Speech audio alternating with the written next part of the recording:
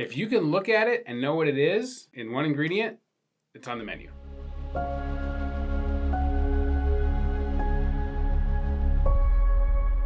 Welcome back to Fasting, Food, and Faith. I'm Brianne Sims, RN. I'm Dr. Sam Sims, nurse anesthesiologist. And today we're starting a new series on something we have not touched on yet, really, here and there. Because we've mostly been talking about faith and fasting, but today we are talking about food. Because one of the top questions that we get from people is, okay, I'm doing fasting, but what do I eat when I'm not fasting? So today we're here to answer that question and keep it simple for you. Yeah. So I want to start by reading a couple of scriptures. And these are from Genesis. The first one is Genesis chapter 1, verse 29. And God said, "Behold, I have given you every plant yielding seed that is on the face of all the earth, and every tree with seed in its fruit. You shall have them for food." And so he was telling this to Adam and Eve in the garden, right? So then I want to jump to Genesis chapter 9, verse 3. And here we've jumped to how God blessed Noah and his sons and said to them, "Be fruitful, multiply." We're going to skip down to verse 3 where he says, and he's reconfirming this promise with them, this instruction of how to live. He says, "Every moving thing that lives shall be food for you." So now this is new. Every moving thing, meaning animals, right? Mm-hmm. Insects, like all the things. "And as I gave you the green plants, I give you everything." So, if you want confirmation that it includes animals, just look at the next verse. Yeah. But you shall not eat flesh with its life, that is blood. So that is its blood. Right. So you can eat meat without blood in it. Right, exactly. So you don't eat the blood. It says that is the lifeblood, and I'll require reckoning for that. So we don't eat the blood. But what's interesting is that he doesn't say, "I've given you all the Doritos in the land to eat." He doesn't say, "I've given you all the donuts in the land to eat." He doesn't say, "I've given you, I don't know, all the ice cream? All the ice cream in the land to eat." I mean, okay, let's be honest. He's talking about whole, real food. So this is one of the first lessons that we always share with people is that we want you to eat God's food the way that He created it, the way that He created you to eat, and to receive the food that He created for you. And there is blessing in that, in eating real food the way God created it to be eaten. If you can look at it and know what it is, then in one ingredient, it's on the menu. Yeah, right, exactly. And so let's give some examples. Steak. An apple. Potato. Carrots. Banana. Pork. Corn. Fish.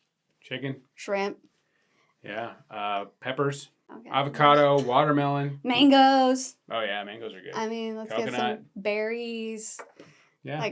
All one ingredient. Yeah, almonds. That's exactly what it is. Peaches. I mean, the possibilities are endless, and every green plant, that means herbs too, herbs and spices, sage, chive, oregano, basil. I mean, there's so many good, delicious, incredible things that God's given us to eat, but yet we choose the options that are not good for us just because they're convenient or because there's chemicals and sugar in them that make us crave them more and don't make us full. So...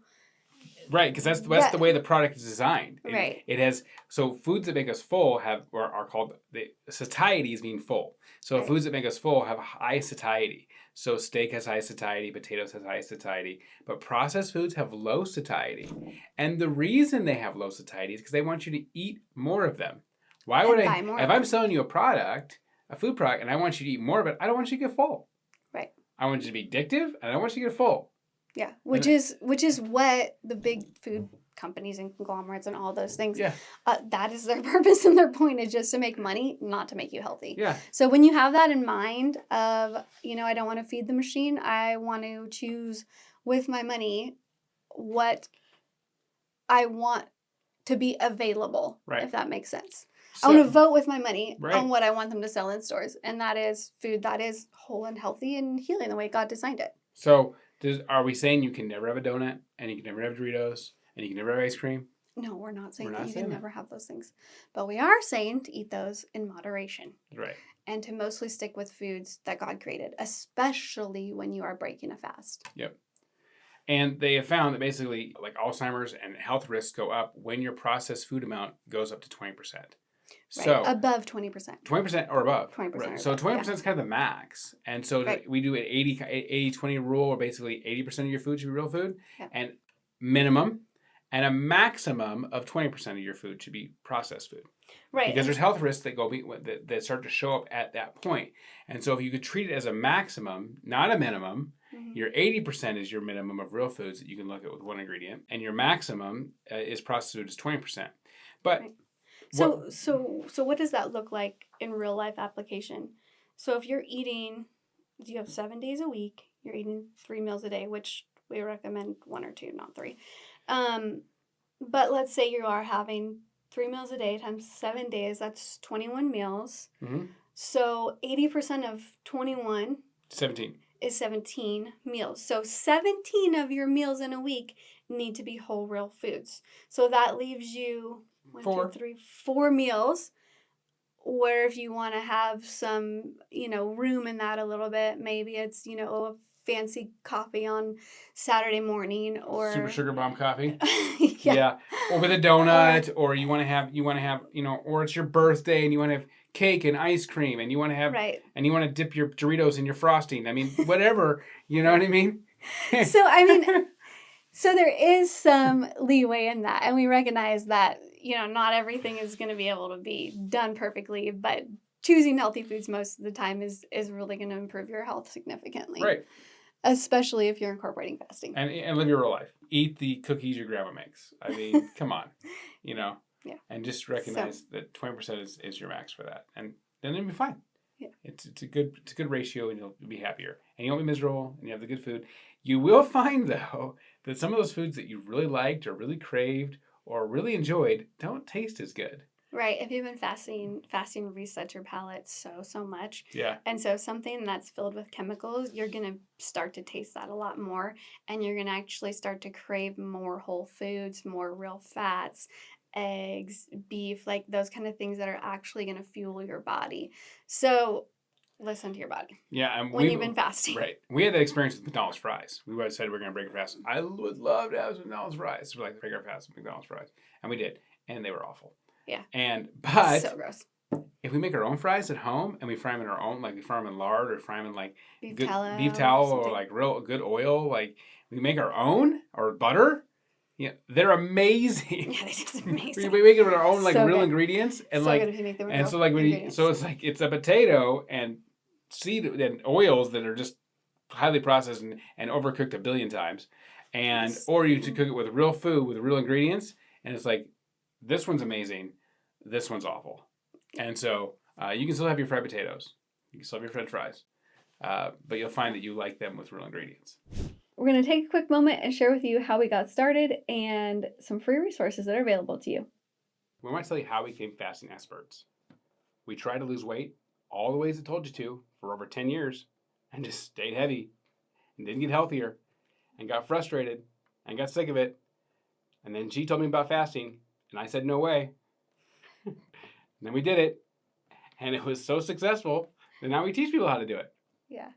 We learned a lot of things, learned a lot of research, and I have to be proven that it's right, and I did prove it was right, and so now I can help you. Brianne can help you. We can help you be successful. We have a website called kingdomfasting.com. That's where you can link to our podcast. You can get our free 5-day challenge to fast for your first time. You can get calendars, and you get a jumpstart guide.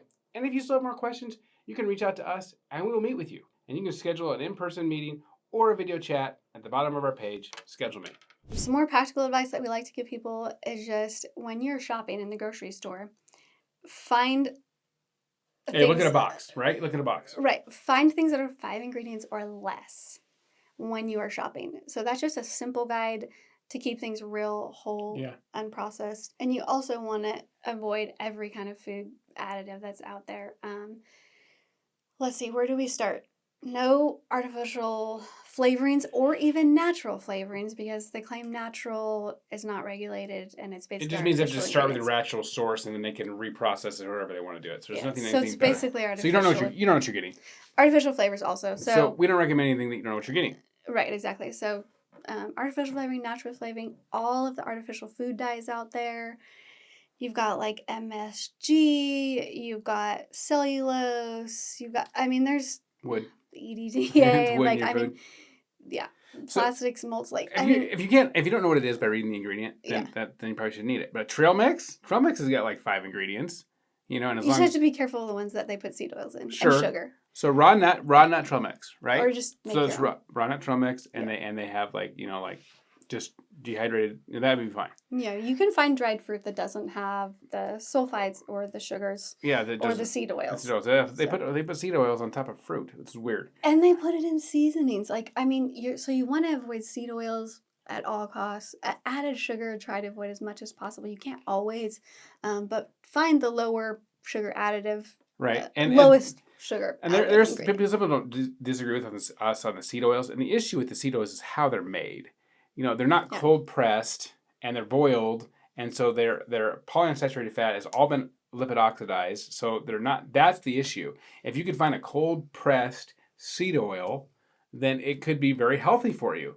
But the chances are you're not going to, and they're not going to put an expensive seed oil in your product. And they're just trying to use it as a filler. They're going to use the cheapest seed oil there is, and it's been boiled, and it's probably rancid, and it's awful. Yeah. So if you can find, there are good seed oils. There's some research on seed oils that shows, hey, this is okay, but they're cold pressed seed oils, and they're like, Right. so like, oh, okay. If you have them in this one instance where you can never get in as a consumer, they're healthy, but you don't get those as a consumer. Right, exactly. So if you can find cold pressed seed oils, great, and not in a clear bottle. They got to be in a dark bottle too. Yeah, It's almost impossible. Yeah, it's impossible. So we recommend things with like coconut oil, butter. Avocado oil is okay. But here's the thing: I won't even do, like, if it's olive oil and it doesn't say that it's expeller pressed or cold pressed, I won't need avocado or olive oil. Yeah, because they've done the same thing. They boiled it too. It's so you can take it and make it unhealthy no matter what kind of oil it is. Right. It's really not for cooking. It just has a low. Yeah. So cold pressed olive oil, expeller pressed. I don't really not a huge fan of expeller pressed. Yeah. Because it might be oxidized. Because it has friction and it creates heat. And once that process begins, it's nonstop. So expeller pressed is secondary. If it's not in a clear bottle, if it's in a clear bottle, no. So cold pressed, dark bottle, that's what you want. Right. And if you can find any oil like that, it will be healthy. But you may not be, if it has a low smoke point, you don't cook with it. You might just season with it. Right. Yeah. Like olive oil. Yep. Yeah. Coconut oil, all different kinds of animal fats. Yep. Those are all great to cook with. Butter. Yeah, the research shows that those are fantastic. Ghee. They don't actually cause the problems that everybody credits them with. Yeah, when they show that animal fats cause problems, the saturated fat in animal products is when they clump in the oils that have been boiled and oxidized, and they say saturated animal fats, and we'll just put all the saturated fats in one go, and just say, okay, all these saturated fats. And say, oh, there are all these problems, these saturated fats. And then you say, well, let's take out the ones that are the boiled oils, and it's like, and look at them separately, and they say, oh, all the problems are over here. This one's fine. Yeah, exactly. So there you go. So, lots of things to think about. Which goes back to what we said at the beginning. You can eat animals, products. Right. Right. Exactly. And that's healthy for you. And in the Bible. In the Bible, from the very beginning. Eat real plants, real food, Yeah. Yep. And it even says in Proverbs that you can enjoy honey, but don't eat too much of it. Because it will make you sick. So basically, don't eat so much sugar that you get sick. And the sugar consumption in the U.S. is just outrageous compared to what it was 50 years ago. So if you can lower the sugar content of your diet at all, it will exponentially improve your health. Yep. And honestly, if you've been fasting, when you go back to eating those super sugary foods, they are way too sweet. And you will notice the sugar content immediately. And you will enjoy things with less sugar. Yeah, and it will actually causes harm or can hurt you because your blood sugar will go so high it'll pull phosphorus out of your bones. That's what refeeding syndrome is if you've been you're doing it for too long. So you actually want to stay away from something that's super sugary. You don't want to spike your glucose and your insulin So high. Yeah, it's so high. So you actually, it not only, trust me, we did it wrong one time, and our guts hurt so bad. Yeah, So don't break your fast with with all lots this. of sugar and carbs. Well, sugar and processed foods and carbs and stuff. Yeah, we've learned from that, and then Yeah, we had to go don't learn do that. why do I feel so awful? Yeah. And the real reason is because we did it wrong. Yeah. So do it right. So plan like a 3-day you can learn break from if us, you're gonna Rita. do it long. Yeah. Real Don't do foods. it. Yes, real foods. And I know this is a lot all in one podcast, so we do have a shopping list cheat sheet on our resources page on our website if you want to go and download that to help you whenever you're shopping in the grocery store for food. So I also want to touch on enriched foods to just avoid those as much as you can, especially if you're purchasing like grains and things like that, because if it's enriched, that means that all the essential nutrients have been removed for it. It's just the carbs. The essential nutrients and the fiber have been removed. It's just the carbs, and then they're adding synthetic vitamins back into that, which your body does not process very well. So we highly recommend just whole, Right. unadulterated grains if you're going to go that route. Yeah, they separate all the good nutrients out of the flour because it's more shelf stable, it lasts longer, less likely to rot. And then they say with lots of grains they do that. Right. And then they say, well, we're gonna put it in a product and sell it. They'll go, let's go throw some of those nutrients that we took out back in real quick, and then we'll make it more shelf sellable. So it's better just to have naturally milled grains and those kind of things where they don't take the stuff out and then artificially put in who knows the appropriate amount of substance back in. So really the best place to shop is your own garden, your own backyard, your neighbors, or your local producer. If you know what has gone into the animals that they're feeding, the produce that they're selling, all those types of things. So if anytime you can get something local and you know what it is, it's fresher, it's more nutritious, and it tastes better. Yeah. And if you can get milled grain, that's better too because they Freshly mill milled. it. Again, it's real food, and they haven't taken anything out. Right. So get your milled grain. Yeah, freshly milled grain, raw milk, like all these things, the closer to the source that you can get them, the better. The better. But if that's not an option, obviously, especially in the wintertime, that's more difficult. So you probably will have to shop at the grocery store. Yep. Or if you don't live rural like we do, where a lot of those farmers and ranchers and things like that are, if they're harder to find in your area, maybe you can join a food co-op or different things like that. Farming shares, like there's a lot of cool options out there these days. But you can even order like olives online, and they'll ship them to your house. Right. And that's a single ingredient thing. Exactly. So. And a lot of times you can order direct from farms if you know of a place.